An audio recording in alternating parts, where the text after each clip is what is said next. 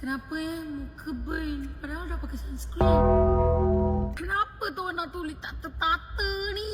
Semua tu terjadi maybe korang salah pakai sunscreen. Sini teman ajar gaya mana pakai sunscreen yang sebetul-betulnya. Ni aku pakai sunscreen daripada Face Rina. Tekstur dia ringan gila, cepat meresap. Yang paling penting no white cast kakak-kakak. Tak payah gede-gede nak pakai yang white cast punya Back to our topic. Cara pakai sunscreen yang betul-betul adalah dua jari ni kau letak macam ni, kau tarik ke atas. Satu lagi ni pun kau tarik apa ni. Faham ke tak? Getar-getar tangan teman. So dua tangan ni korang apply dah dekat korang punya muka. Tak lupa juga dekat ni bawah ni Kenapa dua jari? Sebab ngam-ngam dengan kita punya skin ni dan kuantiti dia tu cukup untuk SPF 50++.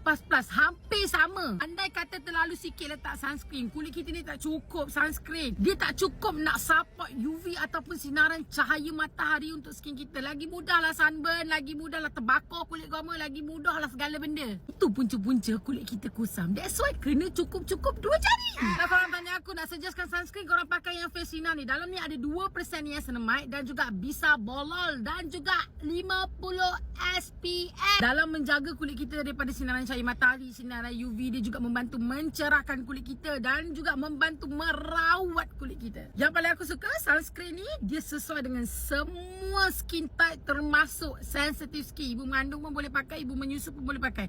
So itu sajalah aku punya apa orang kata ilmu untuk hari ini. Bye bye.